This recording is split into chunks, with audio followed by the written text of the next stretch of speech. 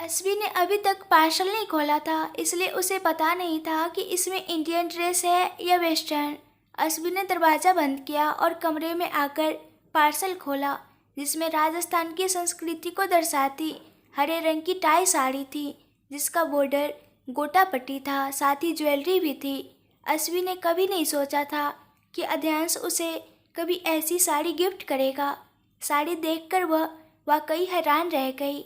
ऐसा नहीं था कि अध्यांश ने पहले उसे साड़ी नहीं दी थी, लेकिन जब अध्यांश ने उसे पहली बार साड़ी दी थी तब उसे मंदिर जाना था, इसलिए उस दिन अध्यांश का साड़ी देना नॉर्मल बात थी।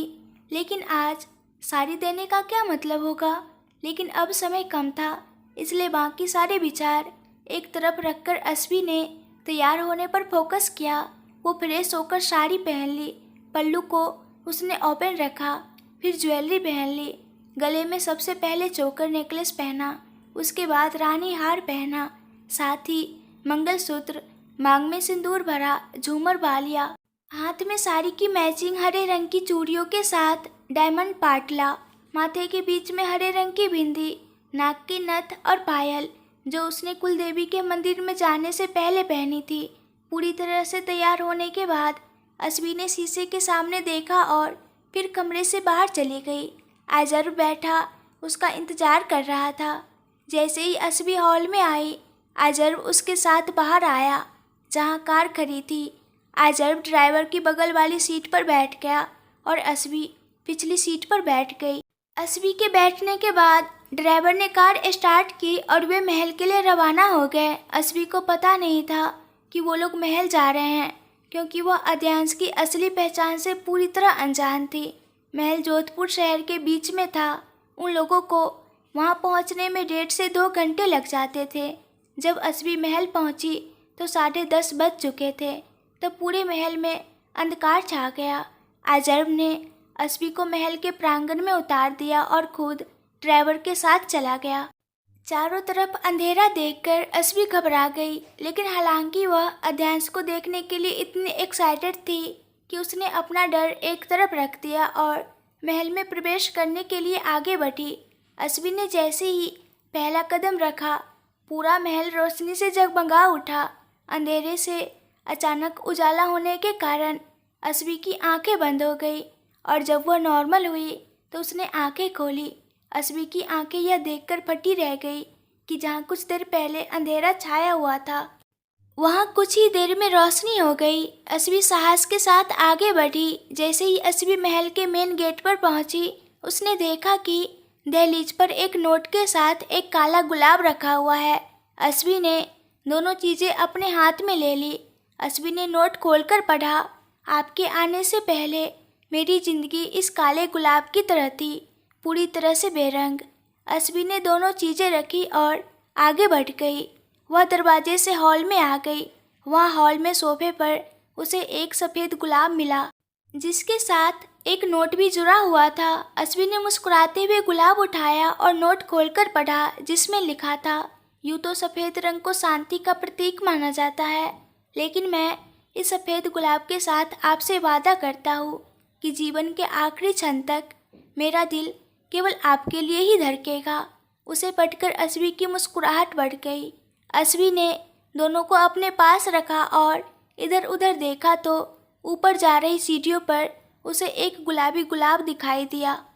अस्वी जल्दी से वहां पहुंची और गुलाब का फूल और उसके साथ आया नोट उठाया और उसे खोलकर पढ़ने लगी, जिसमें लिखा था, मुझे शादी में ली गई 7 कस्में याद नहीं है, लेकिन आज मैं उन सभी वादों के बदले में आपसे वादा करता हूँ कि मैं जीवन भर आपके स्वाभिमान का सम्मान करूँगा और आपकी हर बात पूरी करूँगा। अध्यांश का ऐसा मैसेज पढ़कर अस्वी की आंखों में खुशी आ गई। वह सीढ़ियाँ चढ़ने लगी, क्योंकि वह इतना जानती थी कि वहाँ भी और गुलाब और नोट होंगे जो उसे मंजिल तक पहुँचाएगा। और अब वह अध्यांश को देखने के लिए बेचैन हो उठी थी, इसलिए वह जल्दी जल्दी सीढ़ियाँ चढ़ने लगी। अस्वी सीढ़ियाँ चढ़कर ऊपरी मंजिल पर आ गई, जहाँ नीचे जैसा ही एक हॉल था। वहाँ एक भूरे रंग का गुलाब और उससे जुड़ा एक नोट था।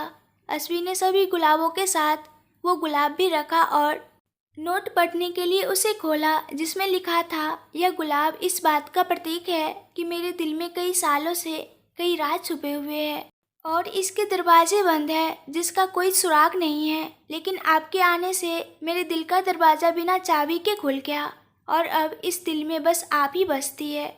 इस मैसेज को पढ़कर अस्वी भावुक हो गई। अस्वी ने उसे बाकी सभी गुलाबों और नोटों के साथ पकड़ लिया और फिर से चारों ओर देखी। तभी उसे दूसरी मंजिल की ओर जाने वाली सीढ़ी पर एक पीला गुलाब दिखाई दिया। अस्वी दौड़कर गुलाब के पास गई और उसके साथ आया नोट खोला, जिसमें लिखा था, जिस प्रकार पीला रंग दोस्ती का प्रतीक है, लेकिन हमारे रिश्ते में आपके और मेरे बीच ये हमारे बीच की समझ को दिखाएगा, यह हमारे बीच के विश्वास को दिखाएगा। अस्वी तेजी से सीढ़ियाँ चढ़ी और वहाँ से आगे बढ़ गई। जब वह दूसरी मंजिल पर पहुंची तो सीढ़ी के बगल वाली मेज पर एक केसरिया गुलाब और उसके साथ एक नोट लगा हुआ था। अस्वी ने झट से गुलाब हाथ में लिया और उसके साथ आया नोट खोलकर पढ़ने लगी, जिसमें लिखा था, यह गुलाब आपके और मेरे साथ का प्रतीक है। आज मैं इस गुलाब के साथ वादा करता हूँ कि मैं जीवन भर आपका साथ निभाऊंगा। अस्वी ने गुलाब और नोट को दूसरे गुलाब और नोट के साथ रख लिया और अपनी नज़रें दौड़ाई, लेकिन उस मंजिल पर उसे कुछ भी नहीं मिला। अब सिर्फ छत बची थी, तो अस्वी छत पर जाने के लिए सीढ़ियाँ चढ़ने लगी। छत पर पहुँचने की आखिरी सीढ़ी पर ही उसे एक लाल गुलाब मिला। साथ में दिए गए नोट में लिखा था, लाल रंग प्यार का प्रतीक है, इसलिए मैं आपसे वादा करता हूँ कि आपके लिए मेरा प्यार जीवन भर ऐसा ही रहेगा। साथ ही ये लाल गुलाब देकर मैं एक और वादा करता हूँ कि मैं आपकी ये सादगी और मिठास जिंदगी भर बरकरार रखूँगा। अस्वी 7 गुलाब के फूल और साथ में नोट लेकर छत पर आई। छत पर अंधेरा था, लेकिन उसे यकीन था कि उसका इंतज़ार यही छत पर ख़त्म होगा और इसलिए वो कदम बढ़ाई। अस्वी अंधेरे में आगे बढ़ी और छत के बीचों बीच आ गई। जब अस्वी छत के बीच में आई तो पूरी छत रोशनी से जगमगा उठी। जिस जगह अस्वी खड़ी थी वहाँ पहले से ही एक टेबल और 2 कुर्सियाँ रखी हुई थी। मेज के ऊपर एक कलरफुल गुलाब था, उसके साथ एक भी नोट नहीं था। हर गुलाब के साथ एक नोट जुड़ा हुआ था, जबकि आखिरी कलरफुल गुलाब के साथ कोई नोट नहीं था, जिससे अस्वी को काफ़ी आश्चर्य हुआ। लेकिन उसका आश्चर्य अधिक समय तक नहीं रहा, क्योंकि इससे पहले कि अस्वी कुछ और सोच पाती, उसे अध्यांश की आवाज़ सुनाई दी। अस्वी ने पीछे मुड़कर देखा, लेकिन वह कहीं नज़र नहीं आ रहा था।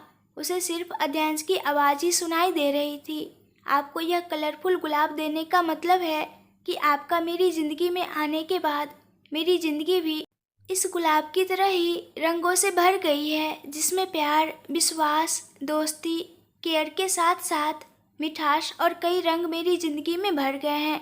मेरा दिल, मेरी जान, मेरी सांसें, मेरी आत्मा सब आपसे ही जुड़े हुए हैं।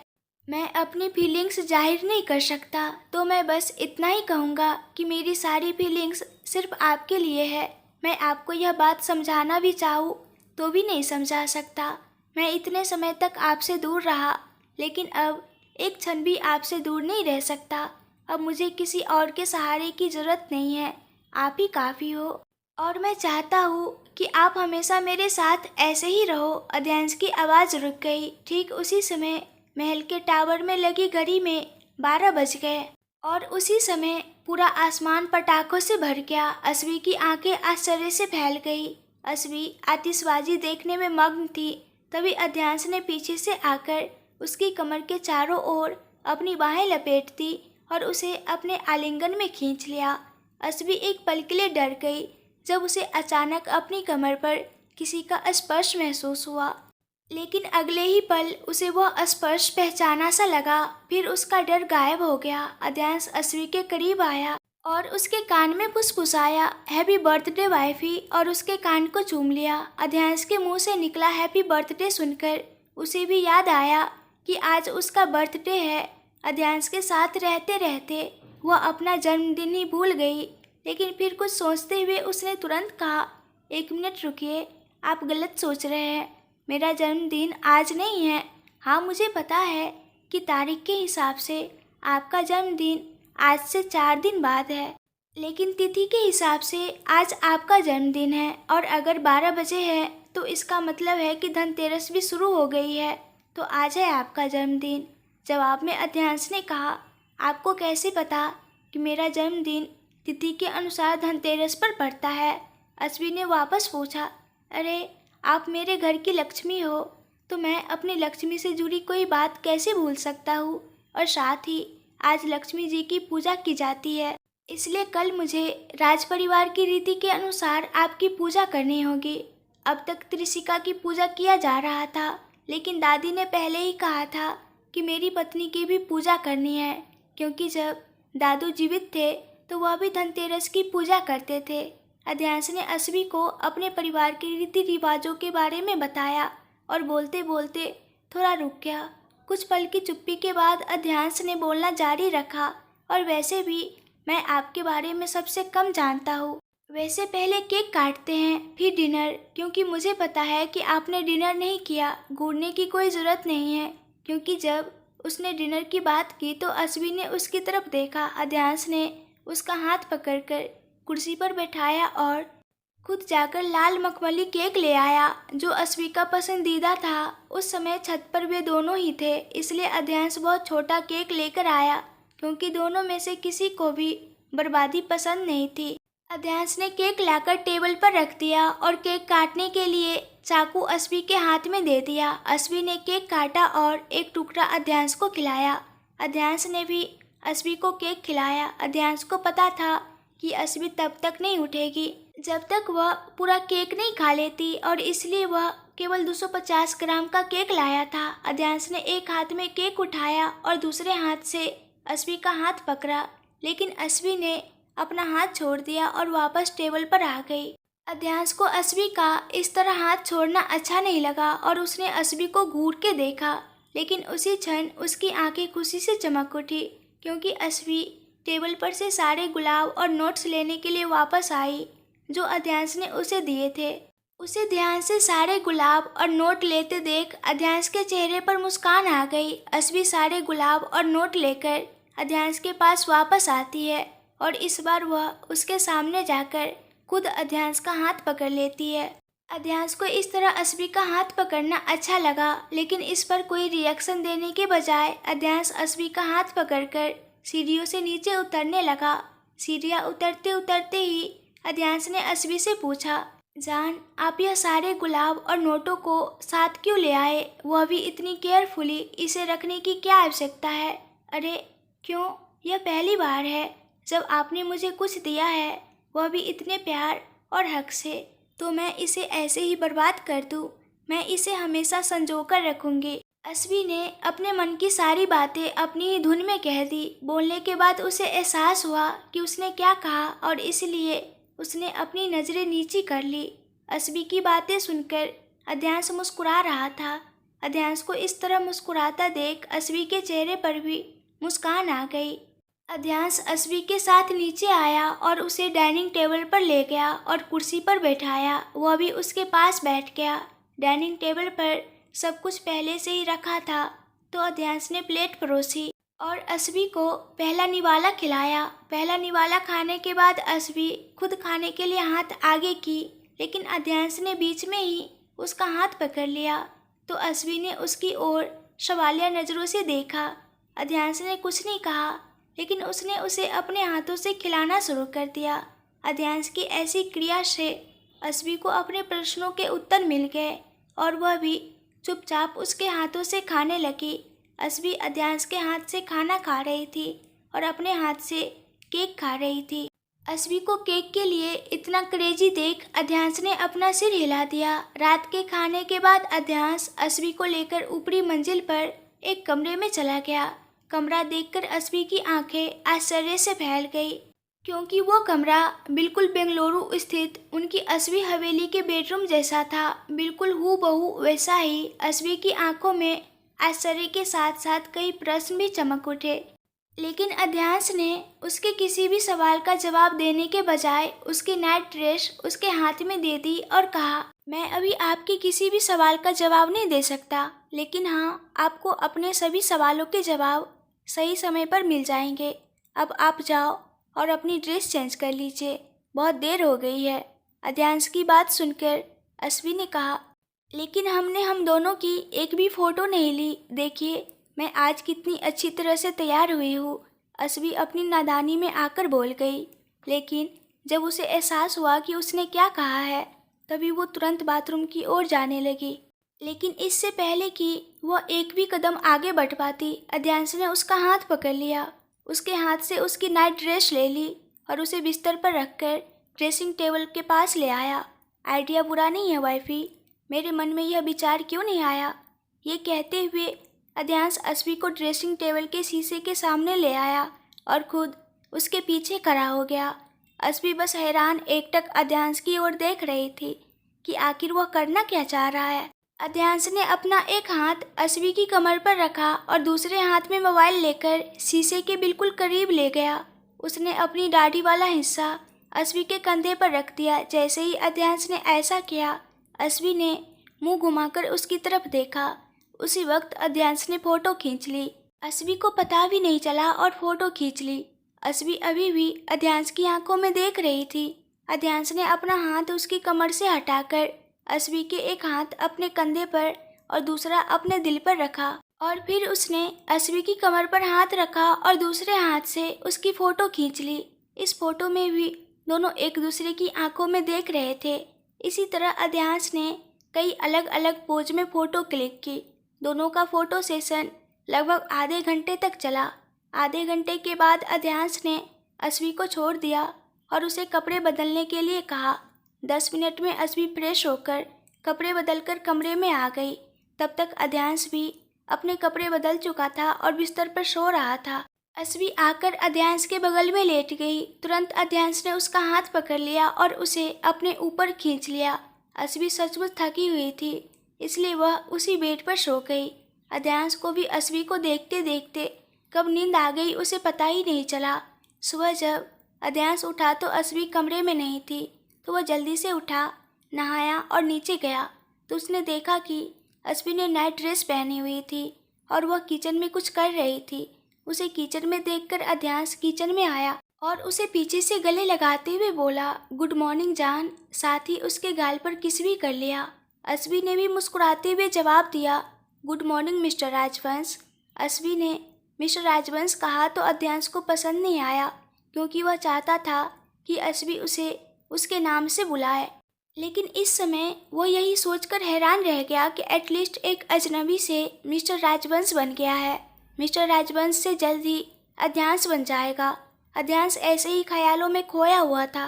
तभी उसे अस्वी की आवाज़ सुनाई दी, आप क्या सोच रहे हैं? अस्वी के सवाल ने अध्यांश का ध्यान तोड़ दिया। कुछ नहीं, अध्यांश ने कहा। लेकिन फिर जैसे ही उसका ध्यान अस्वी पर गया तो अस्वी से पूछा, आपने अभी भी नाइट ड्रेस क्यों पहनी हुई है? मेरे कपड़े वही फार्म हाउस पर है, तो मैं कैसे बदलूं? अस्वी ने मुंह बनाकर कहा। लेकिन क्या आप एक बार भी कमरे की अलमारी खोलकर देखी थी?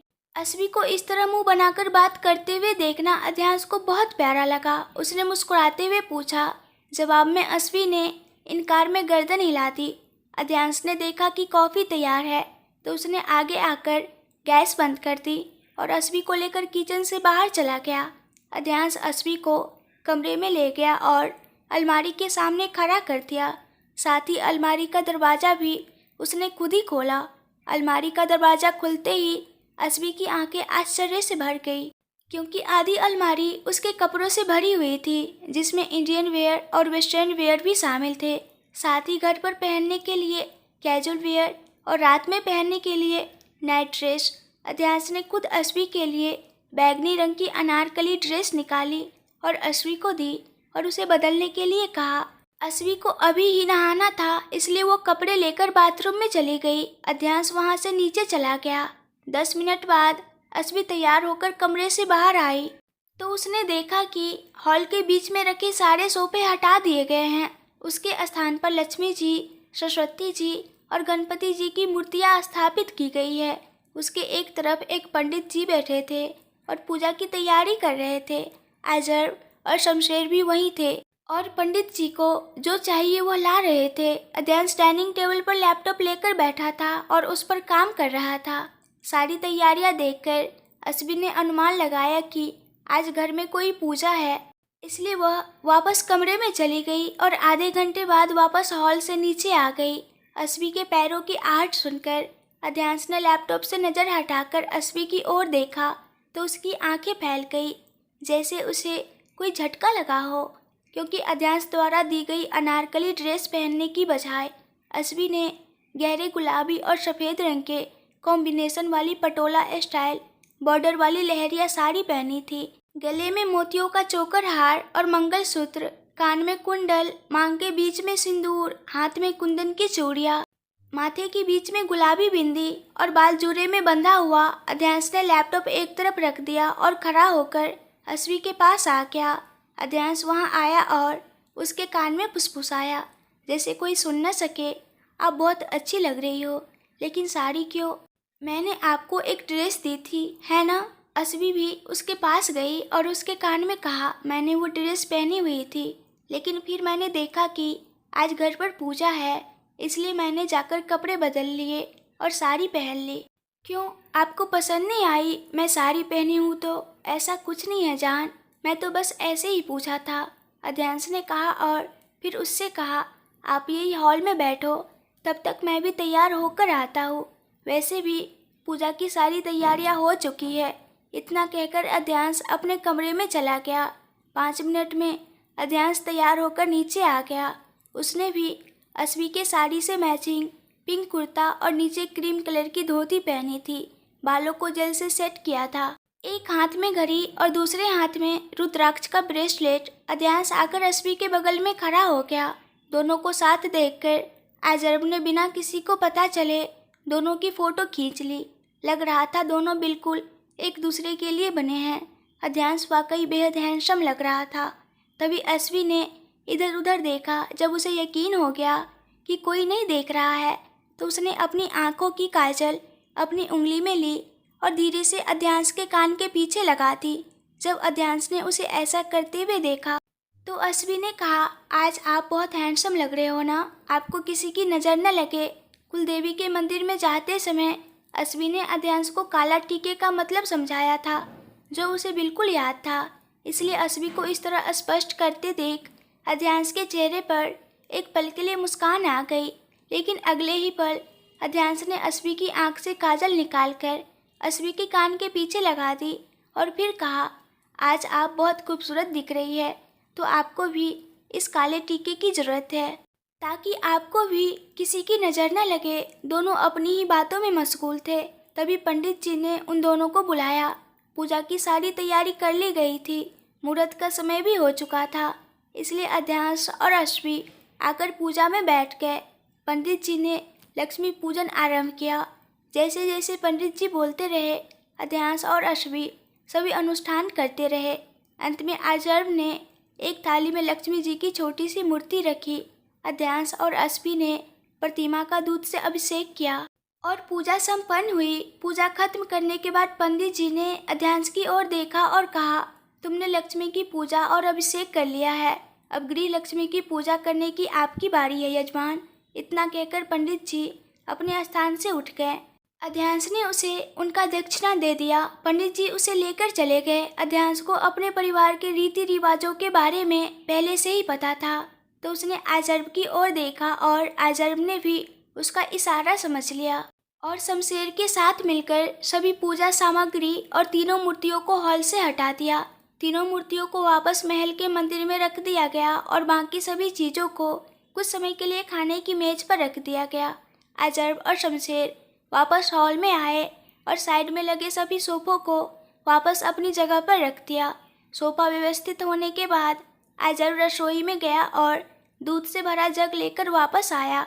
आजर्ब को आता देख अध्यांश ने अश्वी का हाथ पकड़कर उसे सोफे पर बिठाया। आजर्ब दूध से भरा जग लाया और अश्वी के पास रख दिया। उसके पीछे शमशेर हाथ में शहद और गुलाब की पंखुड़ियाँ लेकर आया और दूध के जग के पास रख दिया और मंदिर जाकर कंकु और चावल ले आया। आजर्ब वापस रसोई में गया और पानी से भरा जग ले आया। अस्वी के लिए ये सब एक सपने जैसा था। वो बस देख रही थी कि क्या हो रहा है। सारा सामान आ जाने के बाद अध्यांश अस्वी के सामने जमीन पर घुटनों के बल बैठ गया और सबसे पहले उसने अस्वी के माथे पर कंघी की। इसके बाद अध्यांश ने अस्वी के दोनों पैरों को एक बर्तन में रखा और फिर उसके पैरों को कंकु से साफ किया। फिर चावल से उसका स्वागत किया। उसके बाद शहद डाला और दूध के जग के अंदर 2 गुलाब की पंखुड़ियाँ डालकर धीरे धीरे एक हाथ से गुलाब मिश्रित दूध अस्वी के पैरों पर डालना शुरू कर दिया और दूसरे हाथ से उसके पैर साफ कर दिए। सारा दूध डालने के बाद अध्यांश ने अस्वी के पैरों को पानी से साफ किया और फिर उनके पैरों को मैट से उठाकर जमीन पर रख दिया और रुमाल से पोंछ दिया। अजर्व ने तुरंत वहां से सब कुछ हटाया और शमशेर ने एक सफ़ेद कपड़ा और कंकु से भरा बर्तन लाकर अस्वी के चरणों में रख दिया। अध्यांश ने फिर अस्वी के पैर पकड़कर कंकु के बर्तन में रख दिए और फिर बाहर निकालकर सफ़ेद कपड़े पर रख दिए, जिससे अस्वी के पैरों के निशान कपड़ों पर रह गए। अस्वी के पैरों की छाप लेने के बाद उसके पैरों के तलवों को रुमाल से पोंछ दिया। अस्वी को कभी भी अध्यांश का उसका पैर छूना पसंद नहीं था, लेकिन कल रात ही अध्यांश ने उसे परंपरा के बारे में बताया था, तो अस्वी कुछ नहीं बोली। लक्ष्मी पूजन और गृह लक्ष्मी पूजन के बाद अजर्व और शमशेर ने अपना काम शुरू किया। अस्वी हॉस्पिटल नहीं जाना चाहती थी और 11 बज रहे थे, इसलिए वह किचन में चली गई। अध्यांश के जोधपुर आने का कारण भी अच्छे से समाप्त हो गया। कंपनी में भी उसने 2 दिन में ही सब कुछ देख समझ लिया था, इसलिए उसे कंपनी में जाने की जरूरत ही नहीं पड़ी। अतः वह वही महल में रुक गया।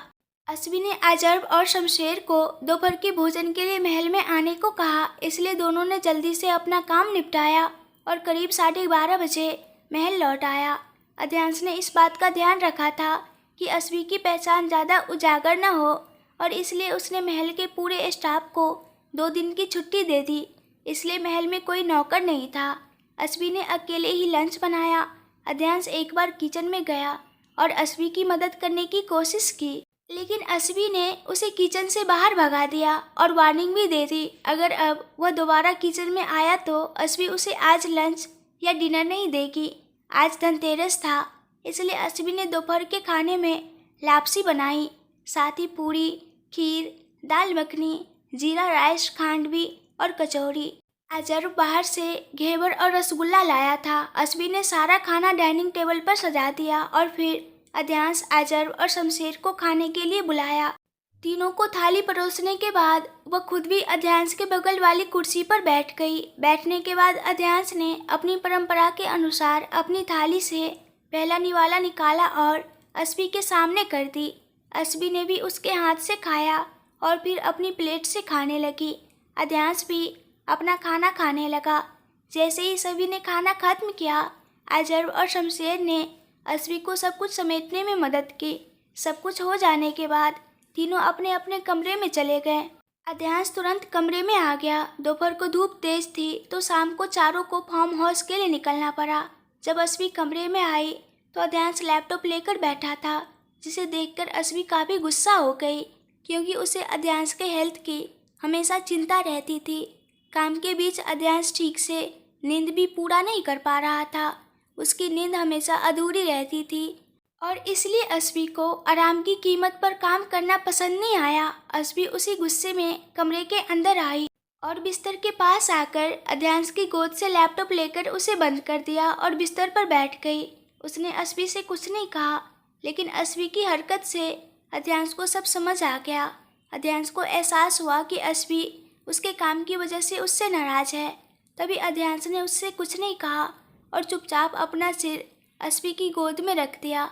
अस्वी ने अपनी उंगलियां धीरे धीरे उसके बालों में चलाना शुरू कर दिया, जिससे अध्यांश को काफ़ी राहत मिली और वह जल्द ही सो गया। अध्यांश की बंद आंखों को देखकर अस्वी को एहसास हुआ कि वह सो रहा है और अस्वी ऐसे ही बैठी रही, जिससे उसकी नींद में खलल न पड़े और उसने अपना सिर भी बिस्तर के हेड रेस्ट पर रख लिया।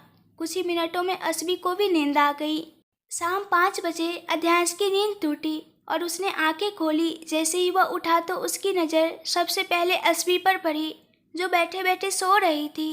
अस्वी को इस तरह बैठे और सोते देख अध्यांश उसकी गोद से उठा और उसे बिस्तर पर सीधा लिटा दिया। लेकिन इससे अस्वी की भी आंखें खुल गई। क्या आप जाग रहे हो? अस्वी ने आंखें मलते हुए अध्यांश से पूछा।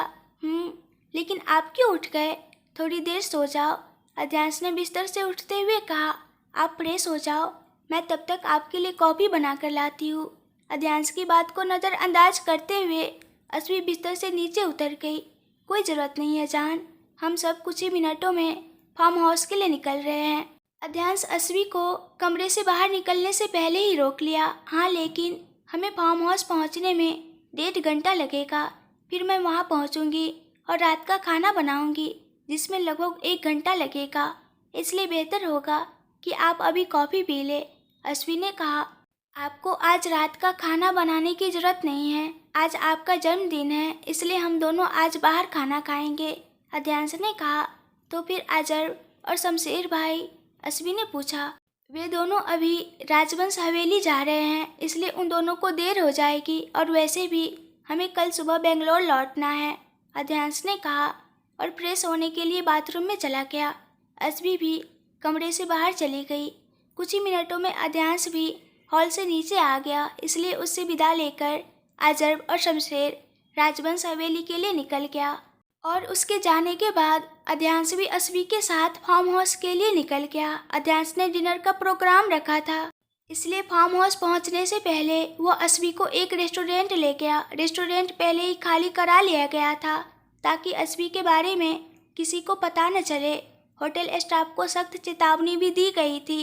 जोधपुर में किसी की हिम्मत नहीं थी कि अध्यांश सिंह राजवंश के आदेश की अवहेलना कर सके। रात का खाना निपटाने के बाद अध्यांश अस्वी के साथ फार्म हाउस पहुंचा। जब वे दोनों फार्म हाउस पहुंचे तो रात के 10 बज चुके थे।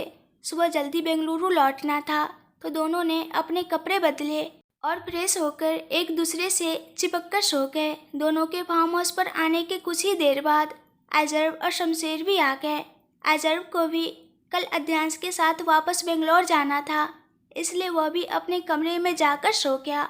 शमशेर ने सबके लौटने की पूरी तैयारी कर ली।